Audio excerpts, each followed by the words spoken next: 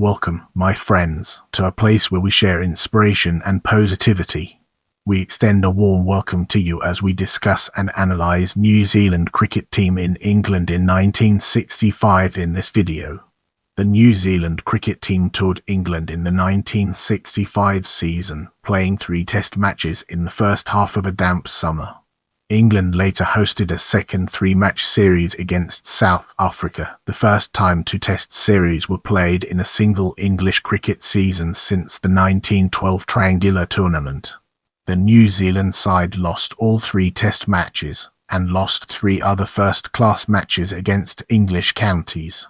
The team's only victories came in 1 county match and in the first-class matches against Scotland and Ireland. As we progress, let's shine a spotlight on background and examine its intricate interplay within our topic. New Zealand had last toured England in 1958 and the 1965 tour had been scheduled for several seasons. However, the success and popularity of the 1963 West Indies tourists led to demands for an early return visit, so schedules were rearranged and New Zealand and South Africa doubled up in 1965, the first time this arrangement, now commonplace, had happened. Since the last tour of England, there had been 5 tests between the 2 sides in New Zealand, England winning 4 of them. New Zealand had yet to record a single victory over England after 31 tests between the teams, England having won 14 matches before this series. The New Zealand team arrived in England at the end of the most intensive period of Test cricket in the country's history. The side had played 3 drawn matches at home to Pakistan in January and February 1965, then travelled to India for a 4-match Test series which they lost 1-0 with 3 drawn, and then went to Pakistan for 3 further tests, 2 of which were lost.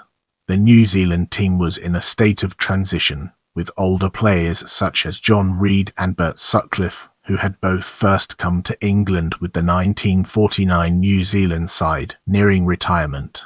At the other end of the scale were several promising batsmen, including Bev Congdon and Barry Sinclair, and young seam bowlers in Richard Collinge and Bruce Taylor. Collinge and Vic Pollard, the Lancashire-born off-spinner, were only 19 at the time of the tour. England too were in transition, with no obvious fast bowling candidates coming through to replace veterans Brian Statham and Fred Truman, and batsmen such as Peter May and Ted Dexter either retired or nearing the ends of their careers. As we embark on the next leg of our journey, let's unpack the layers of the New Zealand team and examine its core elements. A party of 15 players left New Zealand for the 6 months World Tour, but that number had increased to 16 by the time the team reached England. John Ward, selected as the only wicket-keeper in the original party though Captain John Reid had kept wicket in a test match in 1949, was injured in India and Artie Dick was sent out as a reinforcement. Ward remained with the touring side and played in 1 test in England. The full team was shown: Reid, Captain Graham Dowling, Vice-Captain Frank Cameron, Richard Collinge, Bev Congdon, Artie Dick, wicket-keeper Terry Jarvis, Ross Morgan, Dick Motts, Vic Pollard, Barry Sinclair, Bert Sutcliffe, Bruce Taylor, Graham Vivian, John Ward, wicket-keeper Brian Newell. By the time the team reached England, all of them had had experience of Test cricket, with Jarvis, Pollard, Taylor and Vivian making their Test debuts in the matches in India and Pakistan. In England, Jarvis and Vivian were the only players not to play in a Test match. Reid and Sutcliffe were members of the 1949 tour and Reid had captained the 1958 touring team, of which Sutcliffe and Ward were also members. None of the other members of the team had previously toured England. The team was managed by Walter Hadley, who had captained the 1949 New Zealand team in England. In this section, we'll be shedding light on first test and its impact on our understanding of the subject. Played in cold weather, the match was essentially decided on the first innings. England batted solidly, with Ted Dexter making 57 and Colin Cowdrey 85, but the largest innings was by Ken Barrington, who took 435 minutes to make 137 in what Wisden Cricketers' Almanac termed a tedious exhibition. Mott took 5 wickets for 108 runs. New Zealand batted badly against the spin of Fred Titmus, and Sutcliffe had to retire hurt after ducking into a bouncer from Fred Truman. Following on 319 behind, they batted much more consistently, with 7 batsmen reaching 40. However, only Pollard, with an undefeated 81, and the recovered Sutcliffe managed to pass 50. England needed 95 to win, and the match was over by lunchtime on the 5th day. In this section, we'll be deep diving into second test, unraveling its complexities and uncovering valuable insights. England left out Barrington because of his dull batting at Edgbaston, and Sutcliffe was not fit for New Zealand. The touring team won the toss and batted, and then lost 4 wickets for 28 runs, all taken by Fred Rumsey at a personal cost of 7 runs. Reed and Dick became John Snow's first test victims on his debut, but Pollard 55 and Taylor 51 added 92 for the 7th wicket. England's reply was built around 119 from Cowdrey and 62 from Dexter, but Collins finished the innings off with 4 quick wickets. As at Edgbaston, New Zealand batted much better in their second innings, and with from Dowling, Sinclair and Pollard they totalled 347. That left England 216 to win. With 76 for Geoffrey Boycott and an unbeaten 80 from Dexter, the main danger to the win was from the weather, which caused long interruptions on both the final days, England in the end winning with only 15 minutes to spare. The match was Fred Truman's final test appearance. His 306th and 307th test victims were Taylor and Collins in the first innings. Now, let's delve into the intricacies of third test and explore its various aspects. Injuries to Boycott and Dexter led to the recall of John Edrick and Barrington, and their stand of 369 for the second wicket sealed the match. Edrick hit 5 sixes and 52 fours in an unbeaten 310, the 8th test score of more than 300 and the 3rd on the Leeds ground after Bradman's 334 and 304 in 1930 and 1934. Barrington made 163 in just over 6 hours, and England's total was at that stage their highest against New Zealand. New Zealand lost 4 wickets for 61, but Reed made 54, Pollard 33 and Youll 46. Even so, New Zealand followed on 353 behind, and another patchy batting performance again. Pollard, who hit 53, was an exception, led to a big defeat. The match was all but finished by Titmus taking 4 wickets in an over, Youll, Taylor, Motts and Collins falling respectively to the 1st, 3rd, 4th and 6th balls. Titmus finished with 5 wickets for 19 runs off 26 overs. John Edrick opened for England and was not out at the declaration, and New Zealand followed on in an unsuccessful effort to require England to bat again. Edrick was thus on the field for every ball of the game. In this part of the video, we'll be diving deep into first-class matches and unraveling its profound impact. Apart from the tests, the New Zealanders played 16 other first-class matches and 2 one-day warm-up matches. They won 3 of the first-class games and lost 3, though their victories included the matches against Scotland and Ireland, both at that time weaker than the county teams the tourists met. In this section, we'll be deep diving into before the first test, unraveling its complexities and uncovering valuable insights.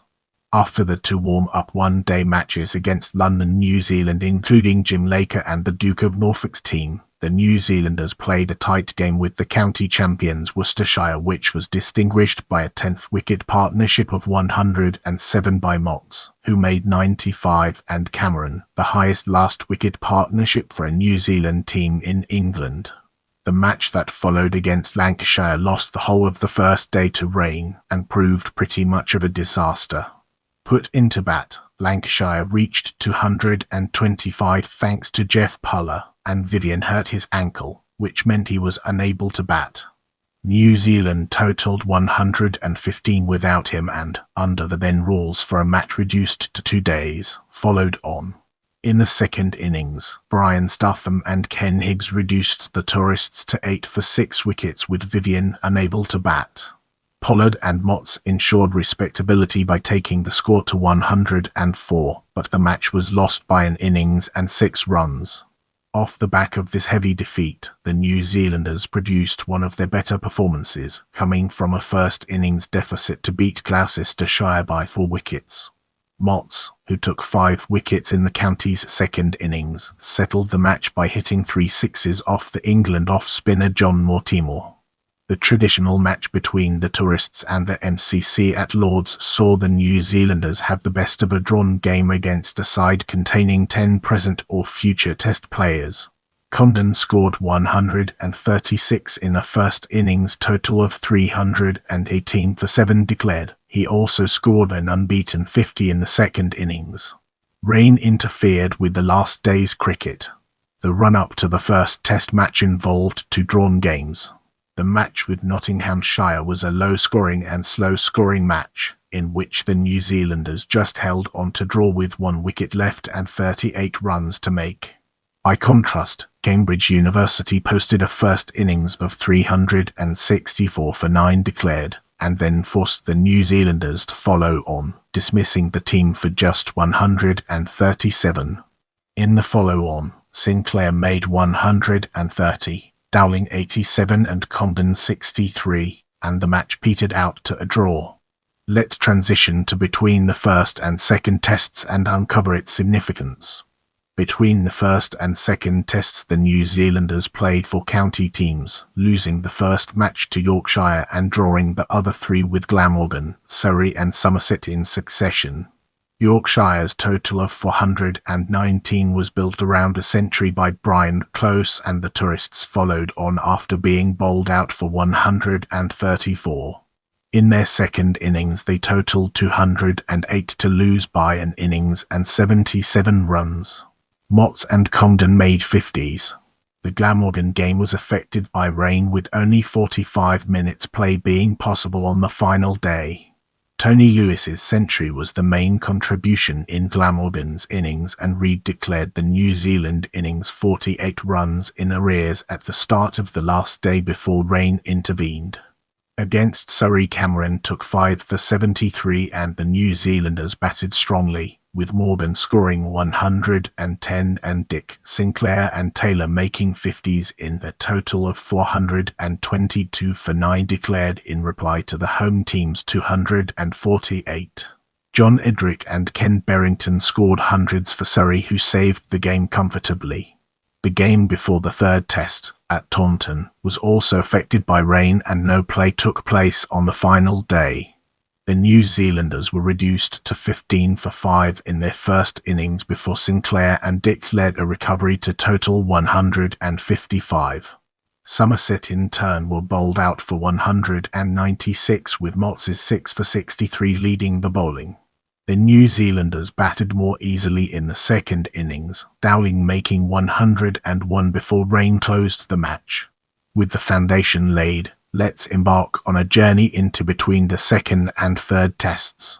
The New Zealanders played for further first-class matches between the second and third Tests, drawing with Oxford University and Kent, losing to Warwickshire and drawing with Northamptonshire.